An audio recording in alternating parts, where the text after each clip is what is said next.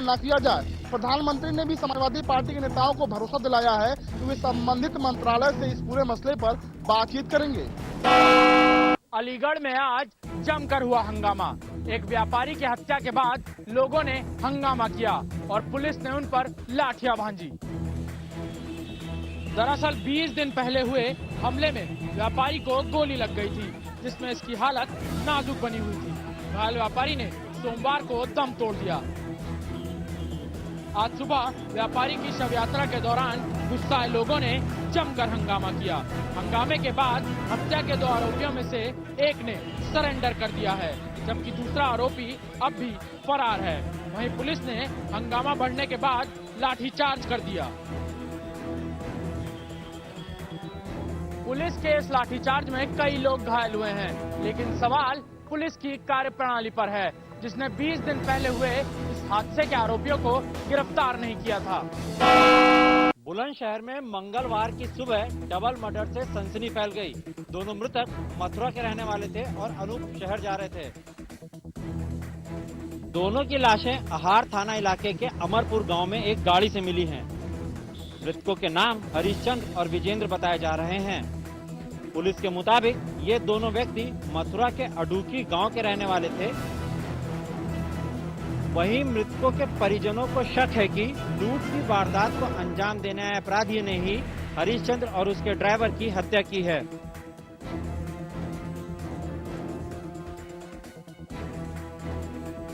Police को मौका वारदात से लुटेरों के मोबाइल बरामद हुए हैं, जिसके आधार पे पुलिस जांच में जुट गई है। थाना क्षेत्रों में 2 गांवों के बीच में जमकर आज बवाल हुआ। दोनों गांवों के बीच में जमकर फायरिंग हुई। अभी भी तनाव दोनों गांवों के बीच में बरकरार है। इस फायरिंग में 3 लोग गंभीर रूप से घायल हो गए। घायलों को जिला अस्पताल में भर्ती कराया गया है। कुछ दिन पहले खेत में जानवर चराने को लेकर दोनों गांव के लोगों के बीच फायरिंग हुई थी, जिसके बाद मामले को बढ़ता देख पुलिस ने दोनों गांवों में समझौता करा दिया था, लेकिन विवाद आज फिर भड़क गया।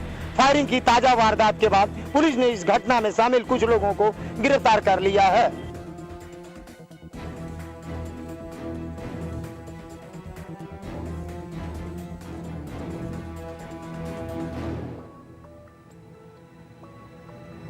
फिलहाल दोनों गांव के बीच में अभी भी तनाव बरकरार है। पुलिस बल मौके पर तैनात कर दिया गया है। रमाबाई नगर में मंगलवार की सुबह एक सड़क हादसे में 5 लोगों की मौत हो गई। कानपुर देहात में तीर्थयात्रियों से भरी एक बस की टक्कर ट्रक से हो गई, जिसमें 5 लोगों की मौके पर ही मौत हो गई और 1 दर्जन से ज्यादा लोग घायल हो गए। हादसे की खबर लगते ही नजदीक के गांव वाले बचाव कार्य में जुट गए और घायलों को नजदीक के अस्पताल में भर्ती कराया। मौके पर पहुंची पुलिस ने 100 को पोस्टमार्टम के लिए भेज दिया। बताया जा रहा है हादसे में मरने वाले लोग महाराजगंज के रहने वाले थे। वे सब वैष्णो देवी दर्शन को जा रहे थे। बदायूं में 14 साल की एक नाबालिग बच्ची बनी है मां। इस नाबालिग के साथ कुछ महीनों पहले गैंगरेप हुआ था। पिछले साल कुछ युवकों ने इस लड़की के साथ गैंगरेप किया था, जिसकी वजह से ये लड़की गर्भवती हो गई। इस लड़की के परिवार वालों ने और समाज के लोगों ने लड़की का गर्भपात कराने की बात कही, लेकिन लड़की ने इससे इनकार कर दिया और अब इस लड़की ने एक बेटे को जन्म दिया है। हालांकि लड़की की इस जिद से गांव वाले खुश नहीं हैं। 9 महीने पहले इस लड़की के साथ में बलात्कार हुआ था, तो समाज ने जो उसको इतना गलत बोला हम आपको बता नहीं सकते हैं, लेकिन उस लड़की को हिम्मत बनाते हुए हम लोगों ने उस लड़की ने बालिका ने जो बच्चे को जन्म दिया है वो हिम्मत की दाद देते हैं और लड़की जिद पे अड़ी रही कि मैं बच्चे को जन्म दूंगी और मैं अबॉर्शन नहीं कराऊंगी। इस लड़की की उम्र अभी महज 14 साल है, लेकिन हालात और बेबसी ने इसे ऐसा दंश दिया है जो इसे ताउम्र चुभता रहेगा। कॉर्बेट नेशनल पार्क में एक वनकर्मी फिर बना है बाघ का शिकार। वनकर्मी का शत-विशत शव जंगल में मिला है। रामनगर के कॉर्बेट नेशनल पार्क की सर्पदुली रेंज में बाघ ने एक वनकर्मी को अपना निवाला बना लिया है। घटना उस वक्त हुई जब वनकर्मी अपने साथियों के साथ जंगल में गश्त लगा रहे थे। तभी कर्मचारी दीवानी राम अपने साथियों से बिछड़ गया, जिसके बाद साथी कर्मचारियों ने इसकी सूचना अधिकारियों को दी। अधिकारी आनन फानन में रात में ही लापता कर्मचारी की खोज शुरू की, लेकिन सिर्फ दीवानी राम की लाश झाड़ियों में पड़ी मिली। वहीं प्रशासन को अब यह भी डर है कि आदमखोर बाघ का आतंक बढ़ सकता है और वो और लोगों पर भी हमला कर सकता है। पीलीभीत में नशेड़ियों की संख्या बढ़ती जा रही है। इसकी वजह ये है कि इन नशेड़ियों को प्रतिबंधित दवाइयां आसानी से मिल जाती है, जिसका इस्तेमाल ये नशेड़ी नशा करने के लिए करते हैं। प्रशासन भी नशीली दवाओं की बढ़ती बिक्री पर ध्यान नहीं दे रहा है। इसमें ज्यादातर डाइजीपाम, लुपिजेसिक और एविल जैसी दवाइयां होती हैं, जो इंसान के शरीर को अंदर ही अंदर खोखला कर देती हैं। इन नशीली दवाओं के सौदागर और कोई नहीं बल्कि मेडिकल स्टोर धारक हैं, जो रुपयों के लालच में यह प्रतिबंधित दवाएं बेच रहे हैं। हालांकि इन दवाइयों की बिक्री बिना डॉक्टर के पर्चे के मुमकिन नहीं है, लेकिन फिर भी ये दवाएं धड़ल्ले से बेची जा रही हैं। हमारे यहाँ जो ड्रग इंस्पेक्टर हैं उनको निर्देश दिए हुए हैं हमने, और पहले भी इसमें छापे मारे गए और कार्रवाई भी हुई है, जब्त भी हुआ है, FIR भी हुई है। इस प्रकार की जो भी गतिविधियों में लिप्त हैं, जो बिना डॉक्टर के प्रिस्क्रिप्शन के प्रतिबंधित दवा बेच रहे हैं या जो बिल्कुल जहरीली दवा है वो बेच रहे हैं, तो उनके विरुद्ध जो है बहुत कठोर कार्रवाई की जाएगी। नशा बेचने वाले इन लोगों की पहुंच ड्रग्स विभाग के अधिकारी और पुलिस से बखूबी होती है, और छापेमारी होने से पहले ही इन लोगों को इसकी जानकारी आसानी से मिल जाती है। केंद्रीय राज्य मंत्री और हरिद्वार सांसद हरीश रावत ने ऋषिकेश में बन रहे ऑल इंडिया मेडिकल इंस्टीट्यूट का निरीक्षण किया। रावत ने इस मेडिकल कॉलेज का निर्माण करने वाली एजेंसियों को जल्द से जल्द कार्य पूरा करने के आदेश दिए हैं।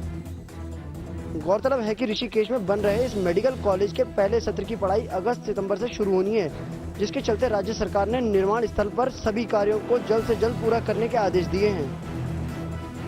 20 अगस्त तक सब चीज़ों को कंप्लीट कर देंगे तो हम उसी हिसाब से इसकी ओपनिंग का भी वो करवाएंगे, और वर्ष 2013 की शुरुआत तक हम इसका पूरा, जिसमें नर्सिंग कॉलेज से लेकर के जो हमारा ट्रॉमा सेंटर, दूसरी चीज़ें होंगी, ये सारी चीज़ें जो है तब तक कंप्लीट हो जाएंगी। एम्स में हो रहे काम की गति को देखते हुए अगस्त माह से पढ़ाई शुरू होने की संभावनाएं कम ही नजर आ रही हैं।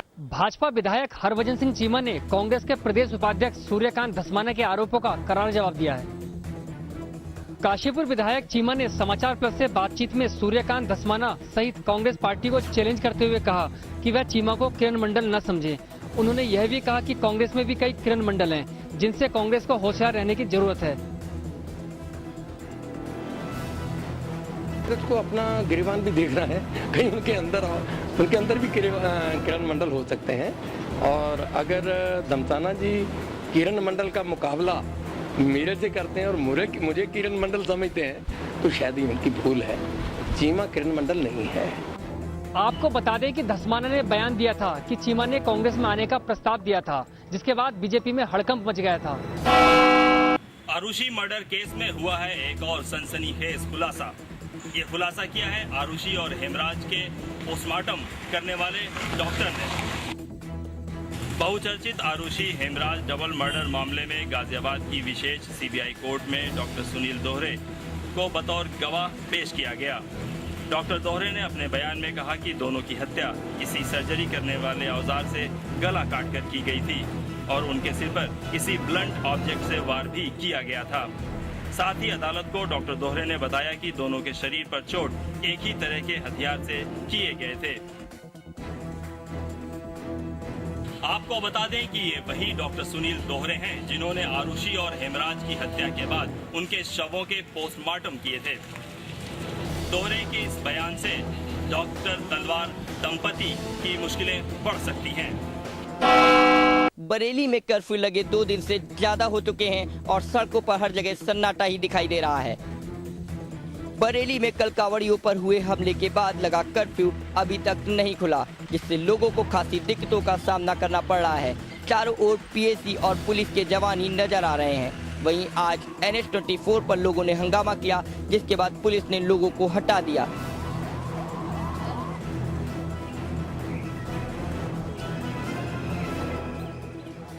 सावन और रमजान के इस पावन महीने में बरेली में हुए फसाद से लोगों का जीना दूभर हो गया है और अब हर कोई यही चाहता है कि जल्द से जल्द कर्फ्यू से छुटकारा मिले। करोड़ों की लागत से बने नोएडा के जिला अस्पताल में इन दिनों हड़कंप मचा हुआ है। वजह है अस्पताल का एसी खराब होना। एसी खराब होने से मरीज हलकान हैं, मरीज गर्मी से तड़प रहे हैं, लेकिन सुनने वाला कोई नहीं है।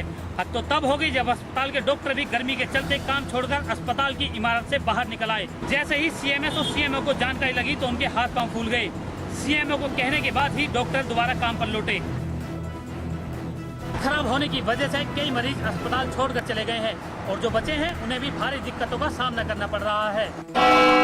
नैनीताल बैंक के अस्तित्व पर खतरा मंडराता दिखाई दे रहा है। बैंक के कर्मचारियों ने उत्पीड़न का आरोप लगाते हुए नैनीताल बैंक के GM को हटाने की मांग की है। नैनीताल बैंक के कर्मचारियों ने आरोप लगाया है कि उत्तराखंड से बाहर के लोगों को जबरन नैनीताल बैंक के बड़े पदों पर नियुक्त किया जा रहा है।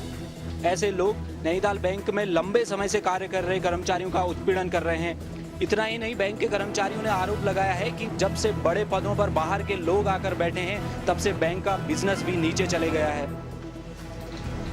इस संबंध में बैंक के कर्मचारियों ने नैनीताल में एक बड़ी बैठक का आयोजन कर आगे की रणनीति तय की और साथ ही चेतावनी दी, अगर उच्च पदों पर बैठे अधिकारी अपनी अड़ियल रवैये को नहीं छोड़ते तो बड़ी लड़ाई लड़ने को वो तैयार हैं।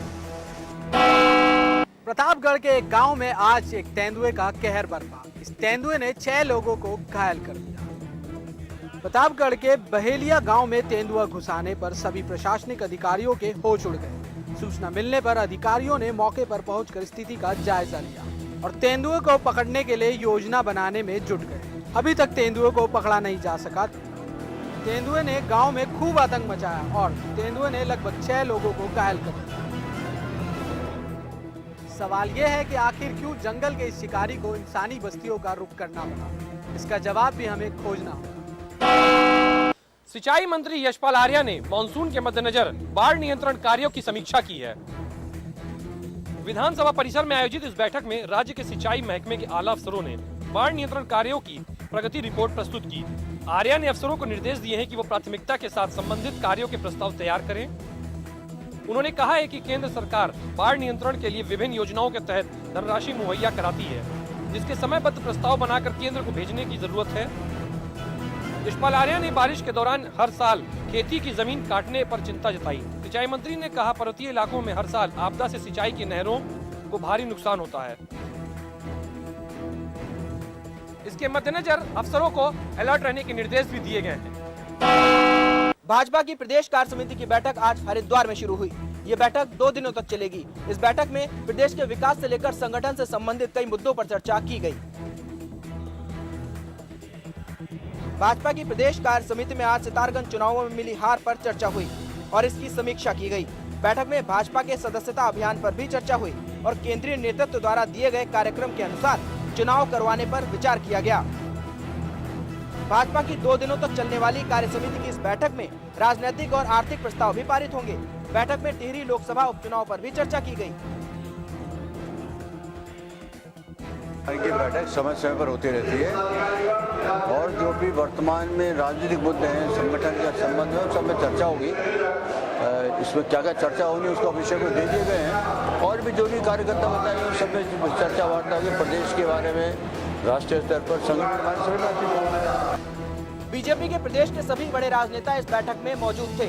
इस सब के बीच बीजेपी को भीतराघात पर भी चर्चा करनी होगी, जिसकी वजह से उसे चुनावों में हार का सामना करना पड़ा। यूपी की तरह अब उत्तराखंड हाईकोर्ट ने भी प्रदेश में पदोन्नति में आरक्षण समाप्त करने का आदेश दिया है, लेकिन उत्तराखंड सरकार इसे मानने को तैयार नहीं है। पिछले दिनों नैनीताल हाईकोर्ट ने प्रदेश में पदोन्नति में आरक्षण पर रोक लगा दी थी और राज्य सरकार को निर्देश दिए थे कि इस फैसले को जल्द लागू किया जाए। इसके चलते राज्याधीन सेवाओं, शिक्षण संस्थाओं और सार्वजनिक उद्यमों में पदोन्नति में आरक्षण दिए जाने पर रोक लग जाती, लेकिन बहुगुणा सरकार ने इस फैसले को प्रदेश में लागू होने से पहले ही इस पर रोक लगा दी है। वहीं तत्काल प्रभाव से विभागीय पदोन्नति समिति की बैठकों के आयोजन पर भी रोक लगा दी गई है।